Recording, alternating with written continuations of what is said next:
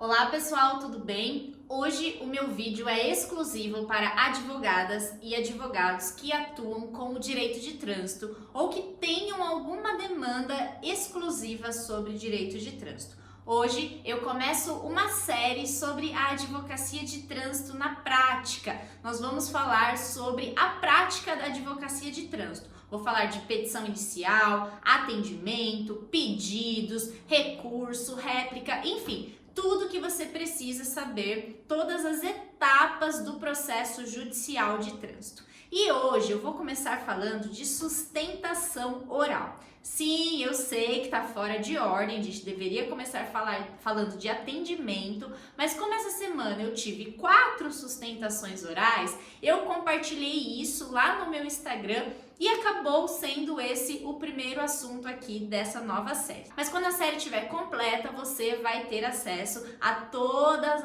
essas etapas do processo judicial de trânsito. Então, não se preocupe, continue me acompanhando aqui. Mas antes, se você não me conhece, eu sou Érica Avalone Lima, eu sou advogada especialista em legislação de trânsito. Eu já atuo na defesa de motoristas e proprietários de veículos há pelo menos 8 anos. E aqui o meu objetivo nesta série em especial é compartilhar com você toda a minha experiência na advocacia de trânsito. Todos os perrengues, as dificuldades, enfim, quero compartilhar tudo isso aqui com você. Nós vamos começar então falando de sustentação oral e fique comigo até o final desse vídeo e depois eu quero saber a sua opinião, o que você achou, a sua vivência prática aqui nos comentários, tá legal?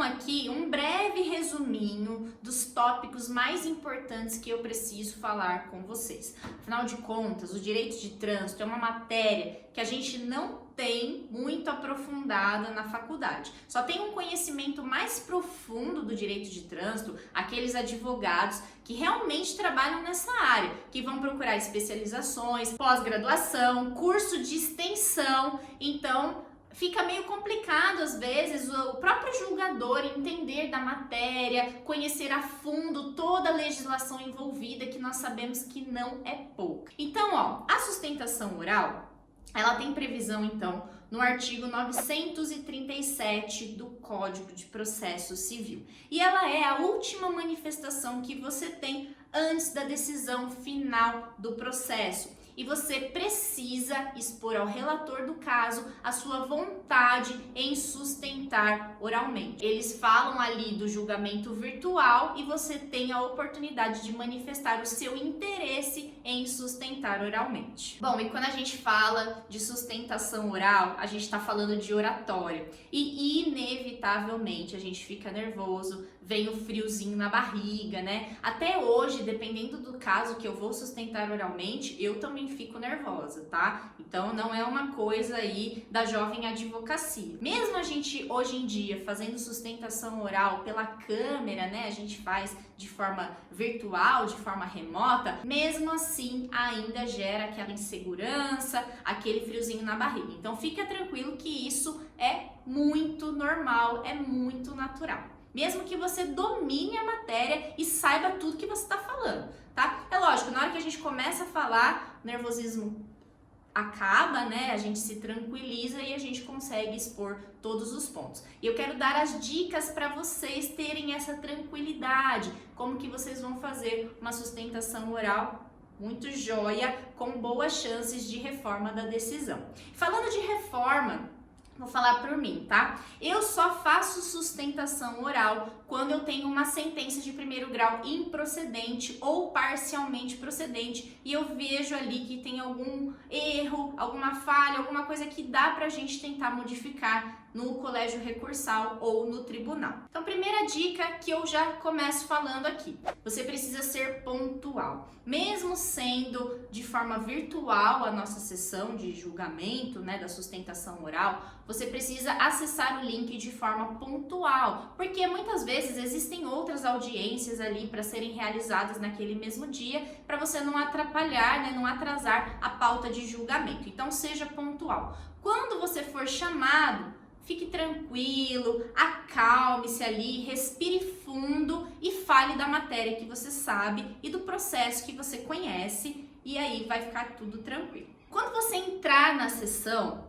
você não precisa ficar fazendo lá aquele monte de cortejo inicial. Não, simplesmente entre na sala, fala bom dia, boa tarde aos presentes, aos julgadores e pronto, é isso, tá? Não precisa ficar falando aquele monte de coisa lá que normalmente a gente coloca no comecinho do nosso recurso, tá? Uma coisa bem simples, bem sucinta, só para você iniciar ali a sua apresentação. Antes até de você falar das saudações iniciais, o presidente da turma, ele vai falar para você quanto tempo você tem para sustentar oralmente. Esse tempo varia de 10 a 15 minutos e é o presidente que determina. Então ele vai falar: bom dia, boa tarde, doutora, doutor, você tem o prazo de 10 minutos, o doutor está com a palavra. É mais ou menos isso que ele fala para você. E aí você começa com as suas saudações iniciais de forma bem simples e educada, apenas para você abrir ali a sua palavra. Deixa eu fazer uma ressalva aqui para vocês, para tranquilizar o nervosismo. Quando você vai sustentar oralmente, todos estão ali para te ouvir.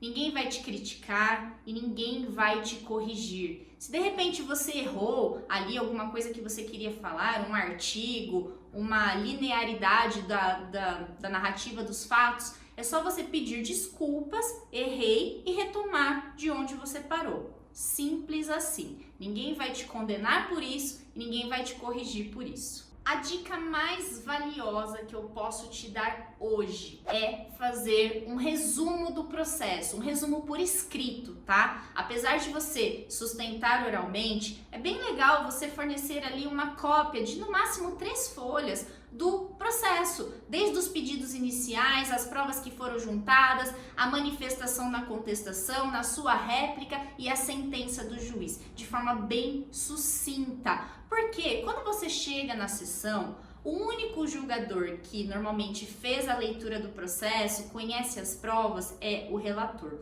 Os outros juízes que compõem a turma, às vezes eles não sabem nada, eles entraram lá e estão boiando. Então, se você começa, de repente, expondo na sua sustentação oral apenas os fatos e os motivos da reforma da decisão de primeiro grau, os julgadores eles vão ficar completamente boiando. Então, se você dá ali para eles um resuminho, pede para a secretaria, né, o assistente ali, o escrevente do juiz, fornecer para eles a cópia desse resumo, vai facilitar muito a sua sustentação oral. E ali você expõe os principais tópicos que você vai abordar na sua sustentação oral. Então essa é uma dica de ouro. Se você ainda não faz isso, comece a fazer para você ver. A atenção dos julgadores é diferente. Mesmo que você faça esse resumo, é sempre interessante que você comece a sustentação oral fazendo um breve resumo do processo. Então você faz uma narrativa dos fatos, dos pontos que você entende como sendo principais, que deveriam ter sido observados pelo juízo de primeiro grau, e os motivos pelos quais você entende que a sentença de primeiro grau ela deve ser reformada. Antes de você ir lá expor, né, quando você está começando, é legal você treinar com outra pessoa. Então pega uma pessoa leiga mesmo, expõe para ela os fatos da maneira como você exporia para os julgadores, lembrando que não precisa ser nada muito técnico, tá, gente? Quanto mais objetivo, quanto mais sucinto e quanto menos palavras difíceis você usar, melhor. Então, se essa pessoa entender do que você está falando, pelo menos entender o caso, o fato ali, já é ótimo. E uma coisa, gente, nada de ler, não façam leitura, não peguem um resumo lá e comecem a ler, não. Além de ser cansativo, não chama a atenção do julgador, eles já sabem ler e todas as razões você provavelmente já expôs no seu recurso. Então não adianta você ler, você tem que chamar a atenção dele para outros casos, outros fatos, aliás, outros argumentos que você entendem ser necessários e que muitas vezes de forma escrita você não consegue expor. Então por isso é muito importante que você fale de forma linear, com tom de voz firme. E no ponto que você quer chamar a atenção lá, de repente, mesmo que você tenha um resuminho em mãos, né, apenas com os tópicos, você fala um pouquinho mais alto. Então você está falando de forma linear, aí você fala, então, excelências, com relação a isso, vale ressaltar, vale levar em consideração, esse ponto aqui merece atenção, então você pode sim elevar um pouquinho o seu tom de voz, mas nunca fale gritando e nunca fale muito baixo. Mantenha o tom de voz firme, linear e nesses pontos de destaque você dá um pouquinho mais de ênfase no seu tom de voz. Conheça o seu processo. Quando você conhece o processo, quando você conhece o caso, você fala com mais segurança, você fala ali com total certeza do que você está falando. Quando você tem dúvidas, pera lá, as outras pessoas também passam a ter dúvidas sobre aquilo que você está falando. Então, o ponto principal aqui é você conhecer o seu processo. Se você que fez todo o processo, se você que tocou esse processo, se você que fez todos os andamentos, fique tranquilo, você vai tirar de letra, você conhece o processo. Então, fale com segurança. Tom de voz, segurança, demonstrando que você domina aquele assunto. Outra coisa, é importante você saber onde estão as provas que você quer destacar para o julgador. Quais são as folhas? Mencione essas folhas. Às vezes o julgador ele está com o processo aberto lá, ele vai lá e dá uma espiadinha no que você falou. Acontece isso, viu, gente? Então é importante você saber os argumentos da parte contrária e em quais provas e em quais argumentos a sentença de primeiro grau ela se baseou para que você tenha o que impugnar, para que você tenha o que contradizer ali de repente se você quer a reforma da decisão, tá? Então muito importante você conhecer esse processo, mencionar as provas, as folhas dessas provas. Outra coisa que eu faço muito é trazer exemplos práticos do dia a dia. Porque quando a gente fala de direito de trânsito, principalmente quando a gente está falando de caminhoneiro, mototaxistas, motoboys, é uma realidade muito distante dos juízes. Então eles não conseguem se colocar naquele lugar, né, no lugar do recorrente de repente. Então, quando você dá exemplos, você cita casos práticos, você tenta colocar o juiz naquela situação, isso é bom, porque ele acaba se colocando, ele acaba se imaginando, ou alguém que ele conhece, ele faz uma associação de um fato concreto com aquilo que você está tentando expor no processo. E muitas vezes o lado emotivo do juiz pode ali avançar, né? Pode ressaltar e ele pode ficar tocado e entender o caso, porque como eu falei, direito de trânsito é uma matéria que a gente tem muito pouco na faculdade. Nas faculdades que tem, às vezes é apenas um semestre, né? E aí a gente não consegue esgotar toda a legislação envolvida, que a gente sabe que não é pouca. E os juízes também, muito difícil em comarcas menores os juízes terem conhecimento sobre a matéria, porque é uma ou outra ação de trânsito, já que a gente sabe que não existem muitos profissionais que atuam na área de trânsito. Nas comarcas maiores, onde a gente tem vara especializada da fazenda pública, enfim, é mais comum os juízes terem conhecimento sobre isso, mas às vezes nas cidades menores, principalmente nas que eu atuo aqui no interior de São Paulo, são poucos os juízes que conhecem. Então, dar exemplos e citar casos assim práticos para que eles possam imaginar a situação é muito válido, tá? Então, fica aí mais essa dica para você. Saiba que o voto do relator normalmente já está pronto, ele já fez o voto dele ali. Então você tem que pegar a sua sustentação e utilizá-la para formar o convencimento dos outros juízes que compõem aquela turma. Às vezes, dependendo da sua exposição, dos fatos que você traz, dos argumentos ali que existem no processo, argumentos e provas, né, que existem no processo, você pode até mudar o convencimento do relator. Mas assim, saiba que ele já está com o voto pronto. Às vezes os outros julgadores acabam acompanhando o relator, mas não se frustre, tá? Não fique frustrado, porque você está fazendo o seu trabalho, você está fazendo o seu melhor. E como eu falei, às vezes a gente usa a sustentação oral para educar os julgadores, para mostrar para ele, de repente, um ponto de vista diferente, que às vezes, somente pela leitura ali de artigo, de legislação fria, eles não conseguem entender. Então, é importante você ir batendo na tecla. Eu mesma já tive vários ali recursos improvidos, né, sentenças improcedentes,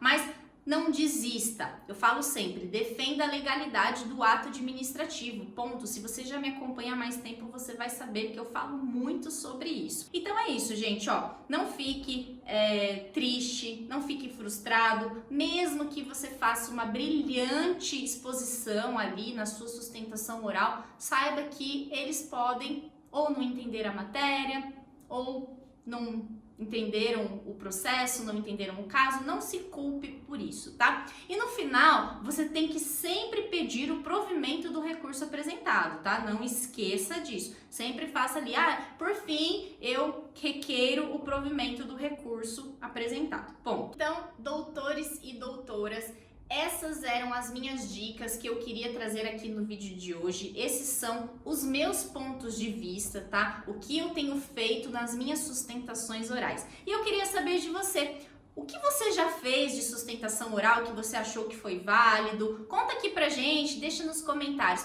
E eu te convido também para me seguir nas redes sociais, lá no meu perfil do Instagram, vou deixar o arroba aqui embaixo para vocês. Lá a gente consegue ter um contato um pouco mais próximo. Aqui no canal do YouTube a gente fica distante, né? A gente só se fala por meio dos comentários, mas lá no YouTube, aliás, lá no Instagram, a gente tem um contato mais próximo, a gente pode se falar por mensagem. Eu sempre tô abrindo caixinha de perguntas para ter essa interação com vocês, para perguntar assuntos que vocês tenham interesse em saber. Então me segue lá no Instagram.